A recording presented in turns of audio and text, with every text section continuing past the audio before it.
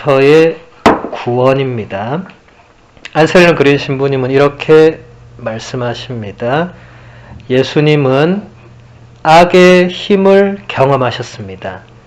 예수님의 고난에서 저 자신이 가야 할 고통의 길을 찾습니다.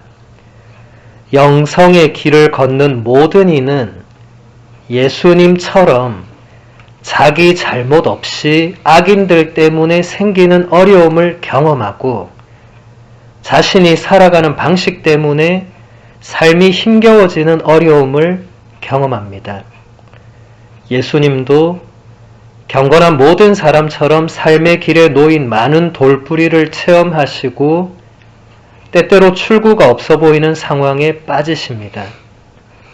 하지만 예수님은 이런 난관에서도 하느님께 굳은 신뢰를 둡니다. 지금 계속 반복되죠, 그죠? 마지막에는 하느님께 굳은 신뢰를. 쉽지는 않으니까. 굉장히 이 중요한 메시지가 여기 있습니다. 예수님이 가신 그 고통의 십자가의 길에서 우리는 비록 예수님이 아니지만 우리도 신앙생활, 특히 이 예수님을 따르는 삶을 열심히 살려고 하다 보면 예수님처럼 우리 잘못 없이 다른 사람들 때문에 뭔가 어려움이 발생하고 뭔가 우리가 추구하는 삶의 방식이 다른 사람들로 하여금 뭔가 좋지 않은 뭔가를 유발하고 이제 그렇게 돼서 본의 아니게 희생양이 되거나 그런 경험들을 충분히 할 수 있고 이미 2000년 동안 많은 신자들이 그런 경험을 해왔다는 거예요. 나는 그냥 열심히 하느님을 믿고 예수 그리스도를 따르는 길을 살아가려고 하는데 옆에서 놔두지 않는 거예요. 이게 그냥 놔두지 않으면 다행인데 이제 공격하고 막 이제 이렇게 되면 이제 문제가 발생하죠. 그래서 물론 이제 이런 상황들에 지혜로움도 필요하죠. 왜냐하면 이게 우리가 식별을 잘해야 돼요. 식별을. 이게 진짜 나는 아무 문제 없고 그냥 저 사람들이 그냥 달달 들볶는 것인가 아니면 나도 뭔가 빌미를 주고 그렇게 된 것인가 잘 식별해야 되겠죠. 그런데 어쨌든 우리도 그런 경험을 할 수 있고 여러분 성경에 나오는 인물들도 보세요. 그런 경험 안 한 사람 거의 없어요. 예를 들어 구약의 요셉 생각해 보세요. 형들이 너무 그를 시기 질투해서 요셉을 그냥 갖다 버리고 죽이려다가 차마 그 큰형이 죽이지 말자 해서 팔아 넘겨버리고 그리고 형들이 아버지한테 가서는 애가 죽은 거 또 거짓말하고 이렇게 해서 그냥 요셉은 하루아침에 인생이 그냥 절단 나버려서 끝났어요. 그냥 딴 나라로 그냥 팔려 가버렸잖아요. 집에선 죽은 걸로 처리되고 세상에 이런 일이 어디 있습니까?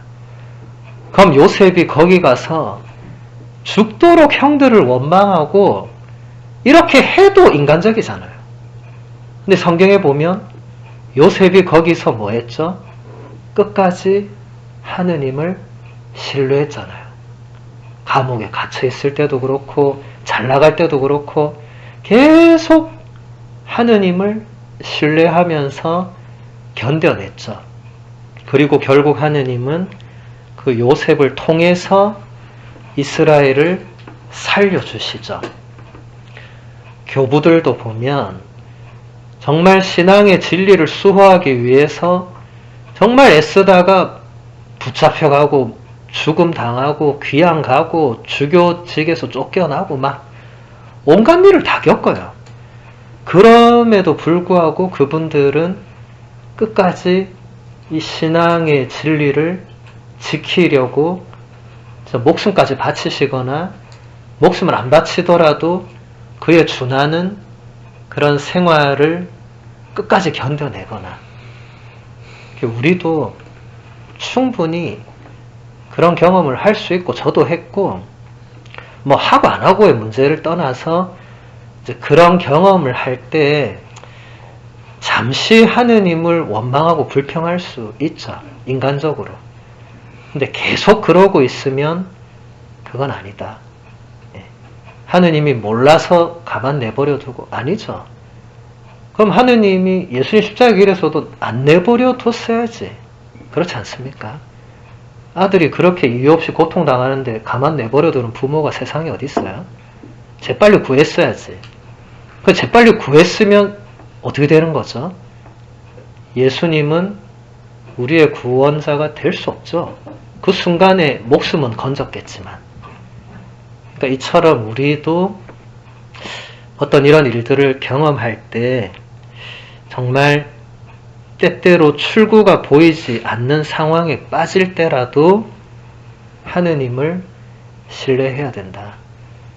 여러분 앞으로도 어떤 삶의 어려움이나 난관에 처할 때가 올 수 있죠. 안 오면 좋겠지만 그럴 때 처음에는 그래 또 나한테 이런 일이 왜 생겨 뭐 온갖 이런 거 해도 항상 마지막에는 그래도 하느님 저는 당신께 희망을 둡니다 라고 마지막에는 그렇게 말할 수 있는 그런 우리가 돼야 되겠죠.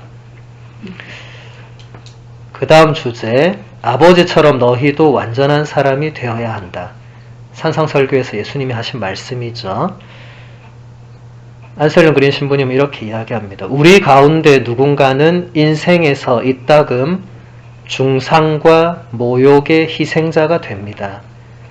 하지만 그 희생자의 역할에 머물러 있으면 안 됩니다.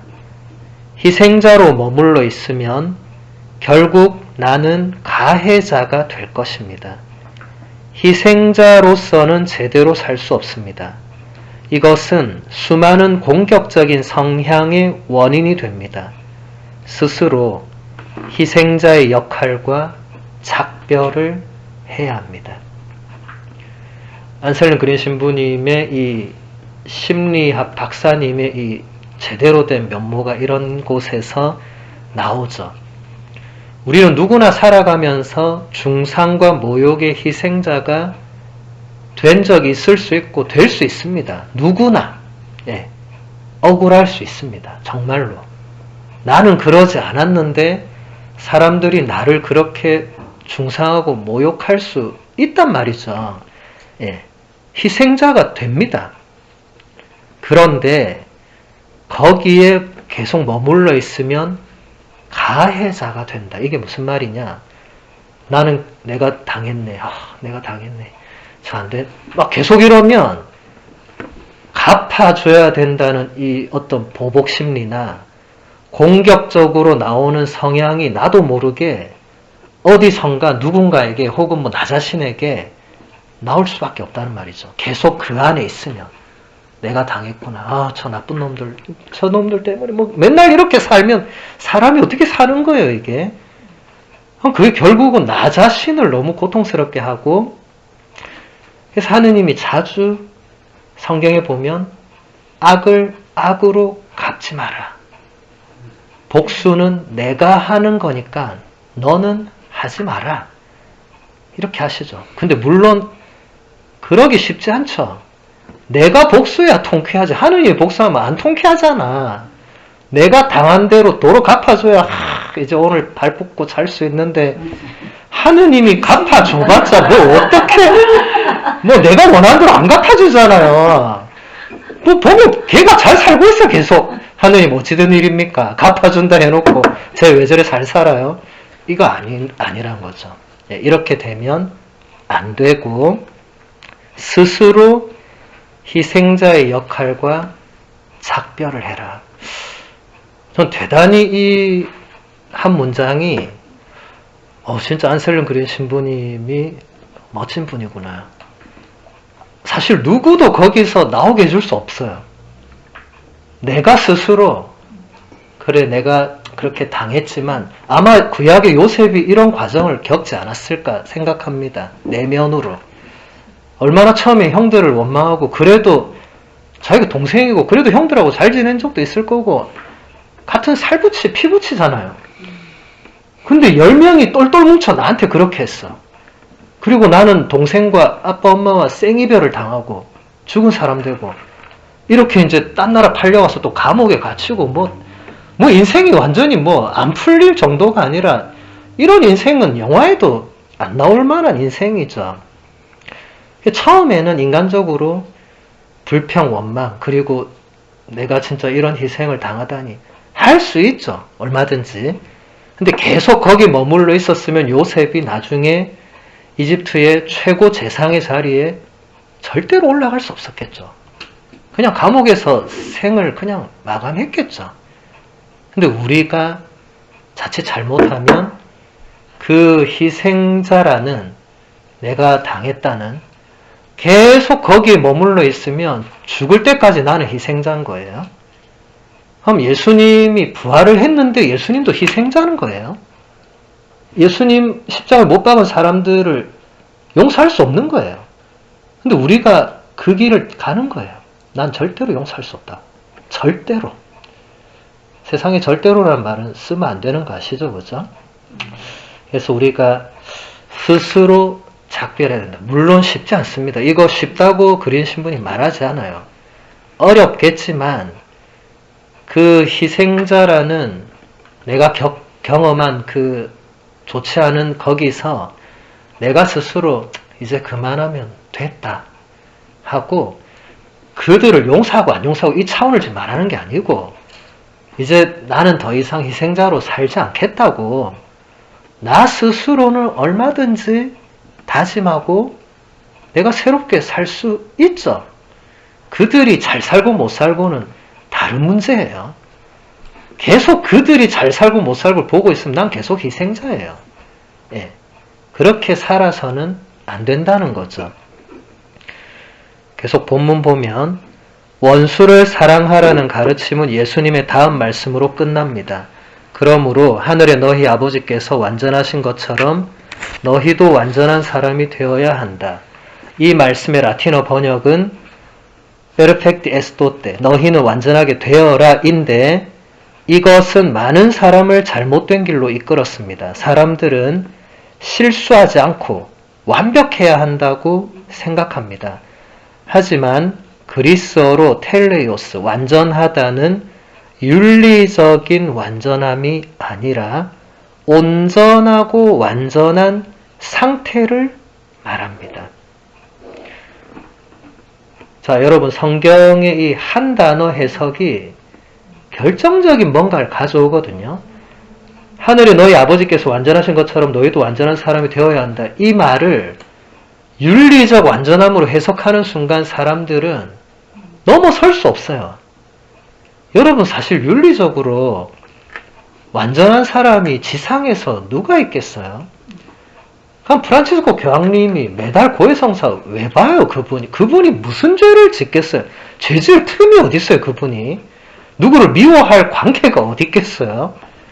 24시간 사람이 옆에서 뭘 딱딱 하는데 난 교황님이 무슨 죄를 지을지 가끔 너무 궁금한데 근데 그분은 항상 저는 죄인 중에 죄인입니다. 이런 표현을 거짓말이 아니라 그냥 고백을 하세요. 그리고 꼭 한 달에 한 번 고해성사를 대중들이 보는 데서 보시거든요. 물론 고해성사는 대중들이 안 보는 데서 봐도 되지만 교황님이 일부러 그렇게 하시는 건 이유가 있겠죠. 당신을 전 세계가 보고 있는데 당신도 고해성사를 할 때는 그냥 하느님 앞에 선 한 영혼으로 사제 앞에 무릎을 꿇는 거예요. 인간적으로 우리가 볼 때는 교황님이 왜 신부님 앞에서 무릎 꿇고 고해야지 이렇게 볼 수 있겠지만 그걸 보여주는 게 아니라는 거죠. 누구나 윤리적으로는 완전할 수 없어요. 교황님도 뭐 생각으로든 뭘로든 뭔가 순간적으로 뭐 그럴 수도 있잖아요. 뭐 제가 교황님 속에 안 들어갔다 나와봐서 알 길은 없지만 뭐 알 수 없지만 우리가 그냥 우리 자신을 봐도 하루에도 사실 우리는 그날 밤에 성찰만 해도 뭐 손에 꼽자 너무 많잖아요. 뭐가 이것도 내가 이러면 안 했어야 되는데 이런 거라도 하면 다행이죠. 근데 어쨌든 이 완전함은 예수님께서 너희는 윤리적으로 완전해라고 하신 게 아니에요. 그랬다면 예수님은 바리사이들을 극찬했어야 돼. 윤리적으로 가장 완전한 삶을 살고 있었기 때문에 저렇게 살아라고 하셨었어야 되는데 예수님은 그렇게 하지 않았죠. 그러니까 여기서 완전함은 윤리 도덕적인 순결한 완전함이 아니고 온전한 그 완전함.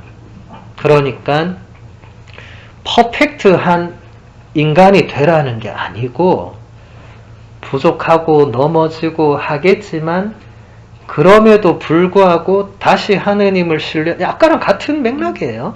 다시 하느님을 신뢰해서 또 일어나서 걸어가고 하면서 점점 다듬어지는 그 온전함, 그런 사람, 한결같이 그래도 하느님을 바라보고 걸어가는 사람, 때로는 주저앉고 때로는 하느님께 멀리 가고 때로는 뭐 윤리 도덕적으로도 잘못을 하더라도 루카복음서 15장에 나오는 그 둘째 아들처럼 그래도 다시 일어나서 하느님을 찾고 하느님께로 돌아가는 사람, 그게 예수님이 되라고 하신 그 완전한 사람의 의미가 되겠죠. 그 다음 주제, 유혹에 빠지지 않게 하소서. 오리게네스는 유혹에 대해서 이렇게 말합니다. 유혹에도 좋은 점이 있습니다. 하느님을 제외한 그 누구도, 심지어 우리 자신도 하느님께서 우리 영혼에 얼마나 좋은 것을 주셨는지 알지 못합니다. 유혹은 그것을 훤히 드러내서 우리를 가르치고 우리 자신을 알게 하고 결국에는 우리의 비참함을 발견하게 해줍니다. 그리고 유혹이 우리에게 알게 해준 모든 좋은 것에 감사하게 해줍니다. 제가 아까 오리게네스가 정말 뛰어난 천재였고 그가 성경의 영적 해석의 바탕을 깔고 길을 열어주면서 수많은 후배 교부들이 그 길을 따랐다고 했죠. 이 해석도 보세요. 유혹에 대해서 정말 이런 엄청난 해석을 이미 3세기에, 그러니까 1800년 전에 이미 이런 해석을 누군가 했다는 겁니다. 대단하죠. 그 옛날에 뭐가 있었어요? 책이 있었어요? 뭐가 있었어요? 뭐 유튜브가 있었습니까? 뭐가 있어요? 아무것도 없는 상황에서 이런 해석을 했던 인물이 있었습니다. 여기서 정말 놀라운 통찰은 하느님을 제외한 그 누구도, 심지어 나 자신도 하느님께서 내 영혼에 얼마나 좋은 것을 주셨는지 알지 못한다. 우리가 그렇습니다. 사실 우리는 하느님께서 나에게 또 내 존재에, 나의 내면에, 내 영혼에게 얼마나 좋은 것을 주셨고 주시고 계시고 앞으로 주실지 사실 알지 못합니다. 그래서 불평하고 원망하고 투덜거리고 옆에 사람 보면서 하느님 쟤는 왜 저렇게 잘 되고 나는 왜 이러냐고 이런 기도를 하는 거예요. 뭐 인간적으로는 충분히 이해가 되지만 우리는 그만큼 잘 모른다는 겁니다. 하느님이 나에게 어떤 좋은 것을 주셨는지. 그런데 그걸 알게 해주는 좋은 게 있으니 그게 바로 유혹이다. 유혹 자체가 좋은 게 아니고 우리가 유혹에 걸려 넘어졌을 때 더더욱 좋지 않고 나쁜 결과를 내는데 그나마 거기서도 좋은 점을 찾으려고 오리게네스가 열심히 묵상하다 보니까 유혹이 있기에 하느님이 나에게 뭘 주셨고 내가 근데 얼마나 그것을 받기에는 합당하지 못한 그런 참 비참한 인간인가를 깨닫게 되고, 그래서 루카복음서에 나오는 그 바리사이와 세리의 비유에서 그 세리처럼 진짜 가슴을 치면서 주님 이 죄인을 불쌍히 여겨달라고 이런 고백을 할 수 있다면 좋은 게 있다는 거예요. 좋은 게. 그러니까 유혹 자체를 우리가 피할 수 없습니다. 인간인 이상 하느님께 자유의지를 받은 이상은 자유는 반드시 유혹이 옵니다. 자유가 없으면 유혹이 없어요. 그렇지 않습니까? 자유가 없는데 유혹이 왜 있어요? 시키는 대로 하면 되지. 지금 이해가 맞는지 모르겠지만, 북한 사람에게 유혹이 있겠어요? 그냥 시킨 거 해야 되잖아요. 그냥 이걸 해야 되는데, 이걸 하지 말까? 그건 유혹이 아닙니다. 죽을지도 모르는데. 전혀 그럴 수 없죠. 그런 차원이 아니라, 온전한 자유를 받은 인간이라면, 온전한 자유에는 유혹이 옵니다. 왜냐하면 뭔가 우리는 선택을 해야 되거든요. 선택을 할 때 유혹이 슬그머니 붙어요. 기도를 할까? 좀 쉴까? 그러면 처음엔 기도를 하고 싶었죠. 근데 좀 쉴까가 붙으면 그래 내가 갑자기 허리가 조금 아프고 나 어제 그래 잠도 많이 못 잤잖아. 조금만 쉬고 하느님 기도할게요 하고 조금만 쉬러 갔다가 그대로 계속 잠들어 버린다든지. 네. 사소한 예지만. 네. 그러니까 이런 유혹이 오면 우리가 내가 왜 그랬지 생각해보면 유혹이 있었던 거예요. 그리고 그 유혹에 대처하는 나의 자세를 보게 되고 내가 결국 그 유혹에 넘어간 거구나. 아무도 나한테 너 쉬어라 너 뭐 해라 안 하잖아요. 내가 선택한 거예요. 내가 선택했으니까 책임도 내가 지는 거예요. 네. 근데 그러면서 우리는 우리 자신을 좀 들여다보게 됩니다. 내가 남들 앞에서는 정말 훌륭하고 참 열심히 사는 것 같은데 내가 내 꼬라지를 나만 볼 수 있는 내 꼬라지가 있잖아요. 그걸 보는 순간 우리는 참 좌절하게 되죠. 하느님 제가 진짜 이거밖에 안 되네요. 저도 밤에 끝기도 때 이렇게 양심 성찰을 하면 제가 자주 잘 쓰는 말이 하느님 저 오늘도 이렇게밖에 못 살았네요. 이런 말이 그냥 나와요. 그런데 하느님이 그래 너는 그거밖에 안 되는구나 이렇게 응답하신 적은 없습니다. 한 번이라도 그런 응답을 느꼈다면 다음날 기도하러 안 가겠죠. 이제 못 가죠. 무서워서. 우리가 한 대로 다 바로 갚아주시면 무서워서 신앙생활 어떻게 해요? 근데 그런 분 아니죠. 다시 시작할 수 있는 항상 새로운 기회를 주시죠. 그래서 우리는 새로 시작할 수 있습니다. 그래서 유혹에 빠지지 않게 해달라는 기도를 우리가 매일 하루에 몇 번씩 바치죠. 주님의 기도.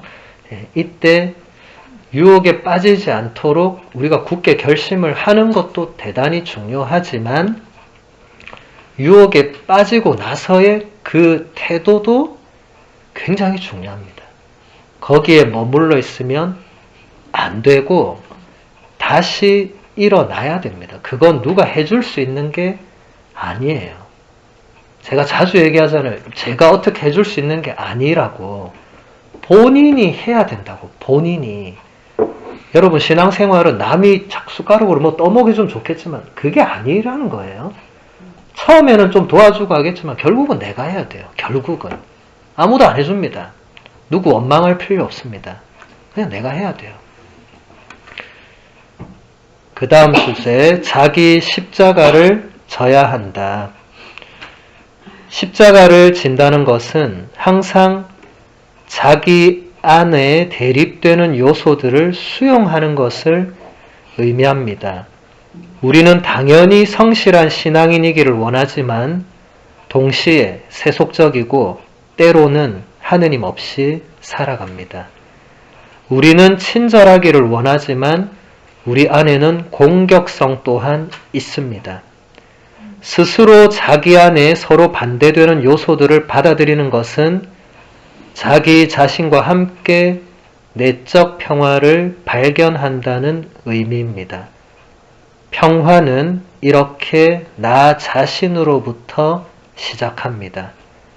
내가 받아들이지 못하는 것들을 다른 사람들에게 투사하게 되면 갈등과 불협화음이 생겨납니다. 이 부분도 굉장히 안설님 그린 신부님의 심리적 굉장한 분석과 그로 인해 얻은 좋은 열매죠. 십자가를 진다는 것은 상당히 많은 의미로 해석이 가능하죠. 근데 여기서 심리적인 분석을 하면 내 안에 이런 대립되는 요소들을 받아들이는 것이 자기 십자가를 지는 것이다. 우리는 성실한 신앙이기를 원하지만 동시에 세속적이고 또 한임없이도 살아가고, 또 우리는 나와 다른 사람에게 친절하기를 원하지만 때로는 내 안에 엄청난 공격성이 있는 것을 발견하고, 이미 내가 분열된 이 인격이 아닌가? 내가 정신분열증인가? 뭐 이런 생각을 할 수도 있죠. 근데 누구나 그렇다는 겁니다. 누구나. 여러분 심리 유형 검사 이런 거 해보세요. 양쪽 다 나와요 보통. 난 누군가, 여긴 어딘가. 나는 내향적인 줄 알았는데 검사해보면 외향적인 면이 상당히 많고 뭐 이럴 수 있어요. 예, 사람이 하느님이 그냥 단순하게 이렇게 만들어 놓지 않으셨어요. 굉장히 섬세하게 하느님이 창조하셨기 때문에 우리는 여러 가지 요소들을 우리 안에 다 가지고 있습니다. 모순될 수 있죠.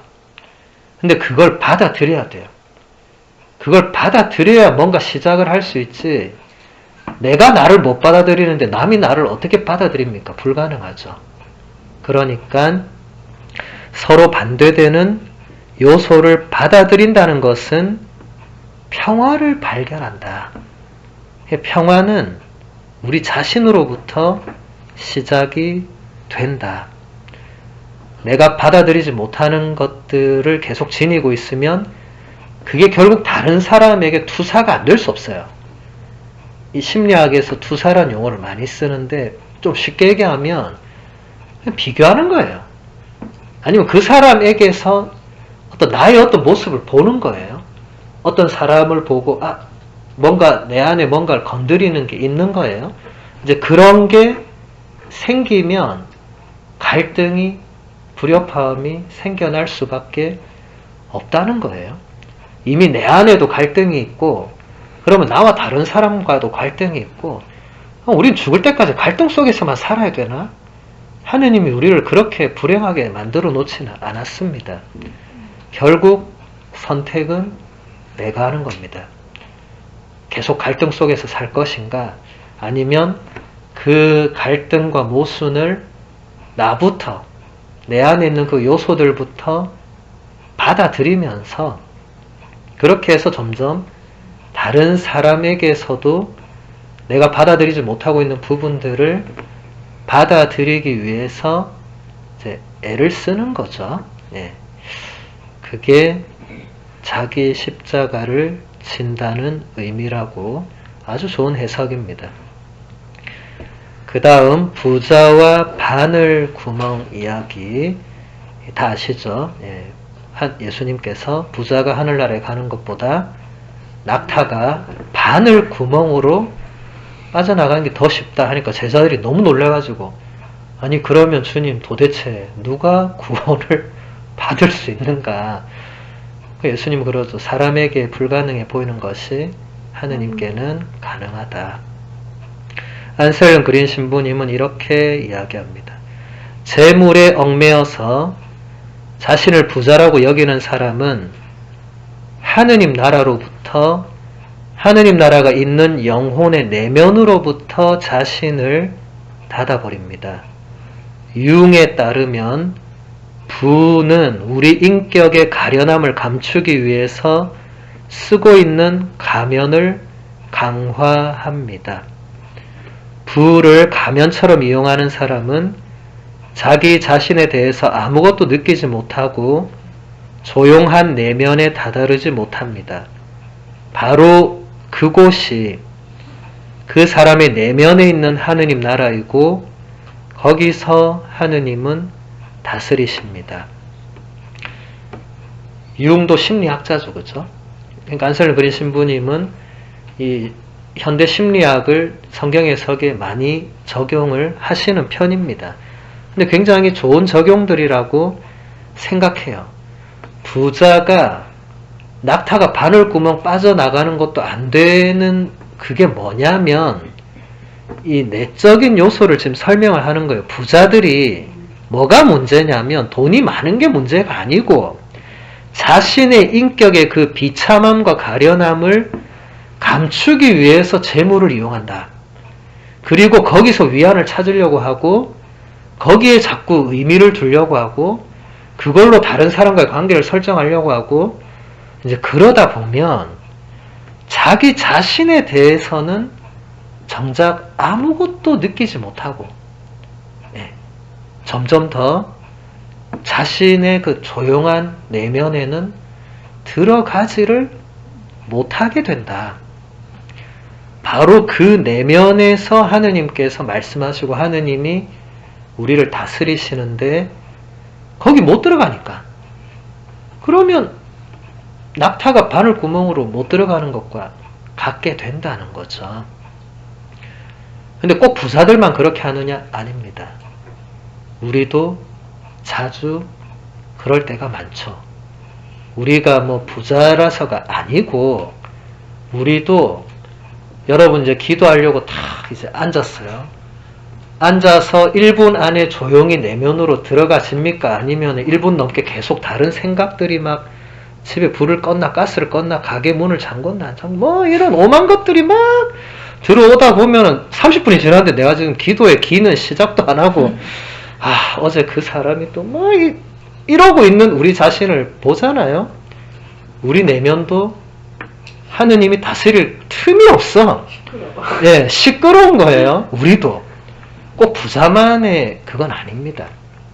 부자는 그 재물에 그렇게 되기가 쉽다는 거고 우리도 사실 많은 요소들이 우리의 그 내면 여러분 그래서 성체조배나 마더 데레사 성녀가 기도는 침묵에서 시작된다고 말씀하셨던 이유도 성체조배나 침묵 안에 들어가야만 예수님이 나한테 뭘 원하시는지 하느님이 나한테 무슨 말씀을 하시는지 좀 이런 게 들려와야 되거든요.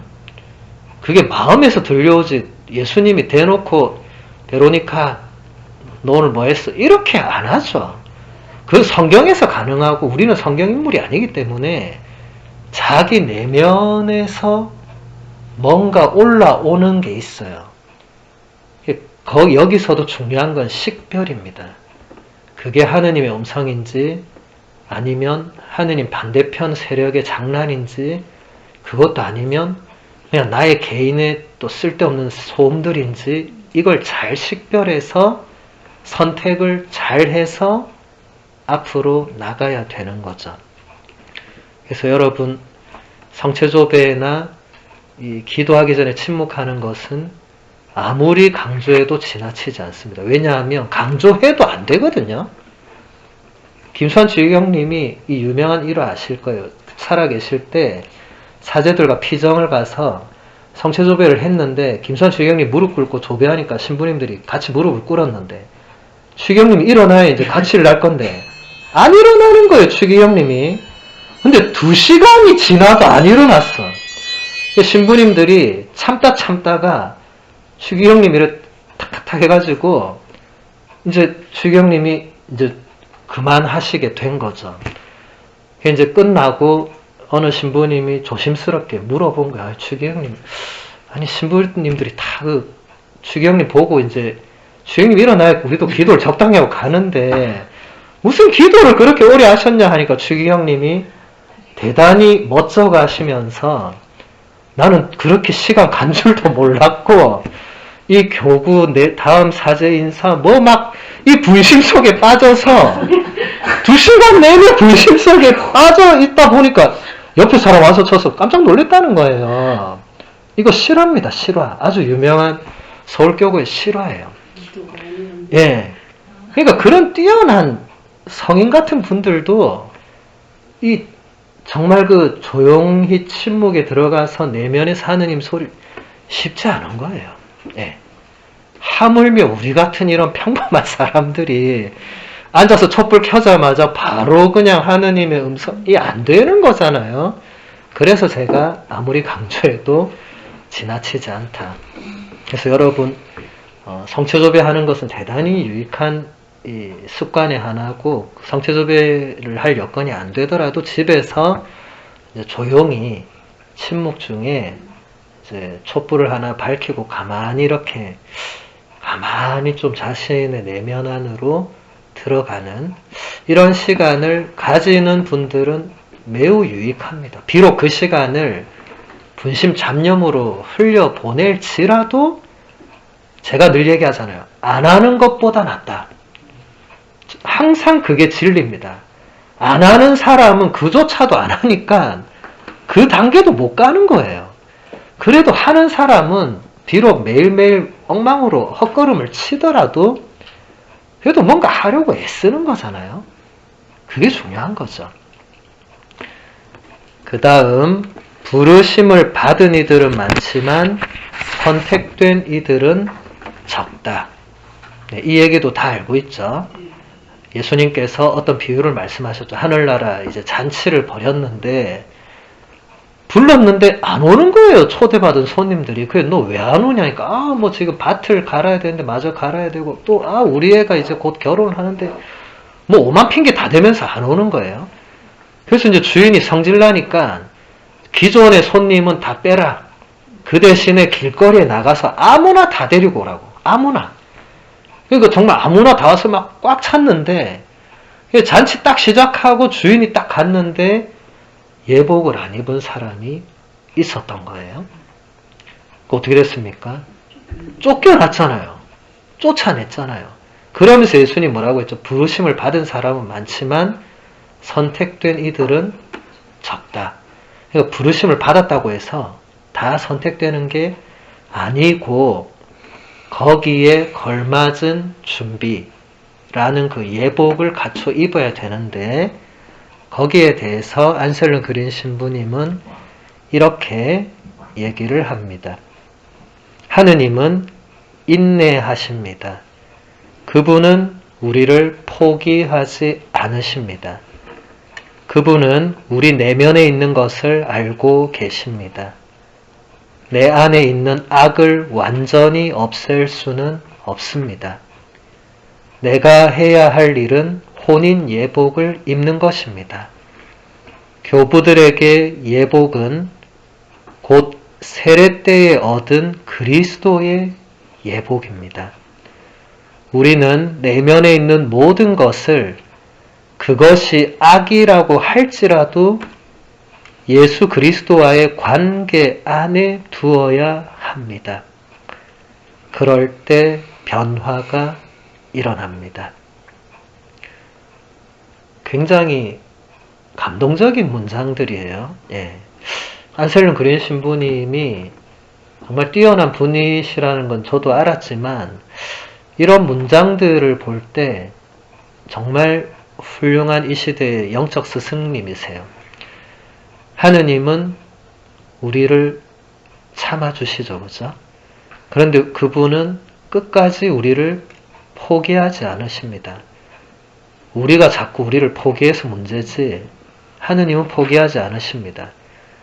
우리가 우리 안에 있는 악을 완전히 없앨 수 없습니다. 이건 받아들여야 됩니다.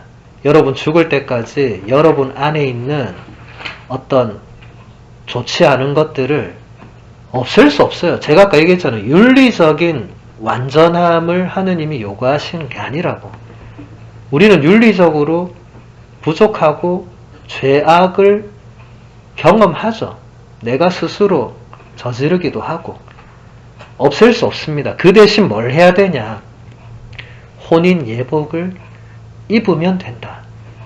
못 없애는 건 놔두고 혼인 예복을 입으면 된다. 교부들이 이걸 어떻게 해석했냐면 우리가 세례 때 입은 그 그리스도. 이것은 사실 또 사도 바울의 말씀이죠. 사도 바울은 뭐라고 했죠?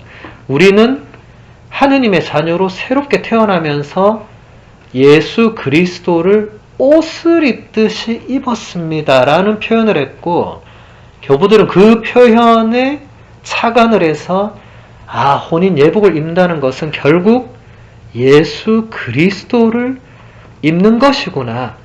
그리고 안셀름 그린 신부님은 그것을 이제 조금 더 현대적으로 해석을 해서 우리 내면에 있는 모든 것을 그것이 심지어 악이라고 할지라도 그것조차도 예수 그리스도와의 관계 안에 두면 된다.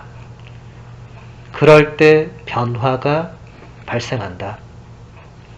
자, 여러분 오늘 혹은 다음 언젠가 양심 성찰할 때 내 안에 그런 죄악을 발견했어요. 그래서 나는 안 된다. 가슴을 치고 통탄하고 할 수 있어요. 근데 그러고 끝내면 안 되고 그 다음 단계가 예수님 하고 넘어가서 제가 오늘도 또 이 죄를 저질렀습니다. 참 저는 안 되네요. 예수님께 이렇게 말하면 괜찮은 거예요. 네. 나한테 그냥 나 스스로 너는 안 돼. 너 진짜 안 되겠어. 계속 이렇게 하면 그 끝은 도대체 뭘로 가는 거예요? 누가 구제해줘요? 내가 자꾸 나를 안 된다고 하면. 네. 근데 예수님 하고 나서 안 되네요 하면 그분이 너는 그래도 된다라고 말씀하실 수 있는 유일한 분입니다. 다른 사람이 그렇게 말하면 별로 위로나 힘이 되지 않을 수 있지만 예수님께서 그렇게 말씀하시는 듯한 혹은 예수님이 그렇게 나를 받아들여 주신다는 어떤 확신이나 느낌만 들어도 된 겁니다. 괜찮은 거예요. 그리고 이게 변화입니다. 이게. 예. 예수님과의 관계에 두지 않으면 나는 그 죄악의 구렁텅이에서 시편 저자의 표현처럼 머리카락보다 많은 죄악에 이 몸이 사로잡혀서 어떻게 살아요? 그럼 사는 게 무슨 의미가 있어요? 할머니들 자주 하는 표현처럼 사는 게 죄라고. 그럼 어떻게 살아요? 살지 말라고 해야 돼요? 아니잖아요. 하느님은 우리가 행복하게, 기쁘게 살기를 원하시죠. 그러니까 우리 안에 그 악한 부분일지라도 예수님과 함께 그냥 그것을 그냥 풀어나간다는 느낌보다는 그냥 예수님께 말씀드리고 그러면 오늘도 또 내일도 우리는 같은 죄를 반복할 수 있습니다. 충분히 가능한 일이고 우리가 경험하는 일입니다. 그렇지만 또 예수님께 또 말씀드리는 거예요. 예수님, 어제도 제가 이 얘기했는데 오늘도 또 얘기하네요. 예수님이 어이구 이놈아 뭐 이렇게 하겠어요? 그냥 예수님은 받아주시는 거예요. 그럴 때 우리가 느끼는 것은 좌절이 아니에요. 아, 내일은 내가 잘 살아보리라 이렇게 되는데 예수님한테 안 하고 나한테 하고 있으면 내일은 내가 잘 살아보겠다는 생각이 들지 않고 나는 안 되는구나. 이렇게밖에 결론이 나지 않아요. 상대방 다른 사람에게도 이렇게 되면 마찬가지입니다. 쟤는 안 되는구나. 그는 안 되는구나. 이 결론밖에 안 나요. 그러면 그 사람도 예수님께 가져가서 예수님, 저 사람이 참 나한테 힘들게 계속 저렇게 하는데 이렇게 시작을 해야 변화가 발생할 수 있습니다. 그래서 여러분 앞으로 살아가면서 모든 것을 지금 안셀 문신님도 얘기하잖아요.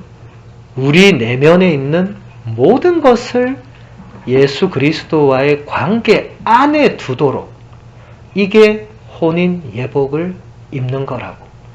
아주 멋진 해석입니다. 너무 감동적인 해석이고 제가 끝기도 때마다 느끼는 부분을 아주 멋지게 풀어내 주셔서 저도 참 감사했어요. 아마 저도 그렇게 느꼈다면 여러분들도 비슷하게 느낄 것 같아요. 우리가 뭐 죄 짓고 사는 게 비슷비슷하잖아요.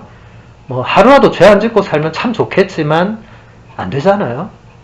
안 되는데 하느님은 아까 뭐라고 했죠? 우리의 내면을 다 알고 계시는, 나보다도 더 잘 알고 계시는 유일한 분이시죠.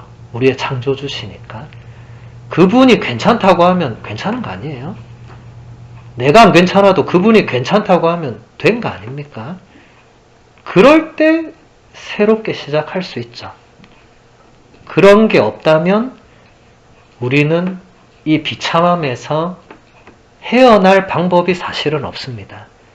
한 부자들은 그걸 돈으로 어떻게든 메꾸려고 하거나 아니면 어떤 사람들은 그냥 취미 생활에 뭐 쏟아붓거나 뭐 다른 것에 막 이렇게 하겠지만 근본적인 사실은 변하지 않아요. 나의 비참함은 사라지지 않습니다. 예수님과의 관계의 모든 것을 둘 때 작은 변화가 생기고 그런 것들을 가지고 이제 내가 다시 볼 수 있는 거예요. 여러분 복음서에서 가장 많이 이 병자들이 예수님께 청한 게 주님 제가 다시 볼 수 있게 해주십시오 이거였습니다. 우리도 다시 볼 수 있어야 됩니다. 우리가 보는 눈길은 예수님의 눈길과 다를 때가 많잖아요. 그래서 우리도 예수님의 눈길로 여러분이 집에서 하루를 마무리하는 혼자 기도할 때 예수님이 나의 하루를 바라보는 눈길과 나의 눈길이 일치한다면 그날 하루를 내가 정말 억만개판으로 살았더라도 마지막에 그 눈길이 일치한다면 우리는 하루를 감사하면서 마무리할 수 있습니다. 그렇게 해서 또 새로운 하루를 감사하면서 시작할 수 있습니다. 그게 우리가 믿고 있는 복음입니다. 그래서 앞으로도 여러분들이 언제나 모든 것을 예수님과 함께, 예수님과의 관계 안에서 거기 두기만 하면 된다고 하잖아요. 두면 뭐 우리가 그냥 두고 가만히 있겠어요. 어쨌든 얘기를 할 거 아니에요. 예수님, 이건 왜 이렇습니까? 예수님, 쟤는 왜 저래요? 예수님, 나는 왜 이 꼬라집니까? 자꾸 뭐가 예수님과 이게 뭔가 컨택이 되고 뭔가 대화를 나눌 거고 이렇게 될 거 아니에요? 그러면 변화가 일어날 수밖에 없다는 겁니다. 이것을 꼭 기억을 하셨으면 좋겠습니다. 시간이 다 돼서 마무리를 하고 나머지 이제 조금 못한 부분은 제가 요즘 뭐 신앙 단상도 하니까 거기서 또 제가 다룰 수 있을 거라고 생각을 합니다. 영광이 성부와 성자와 성령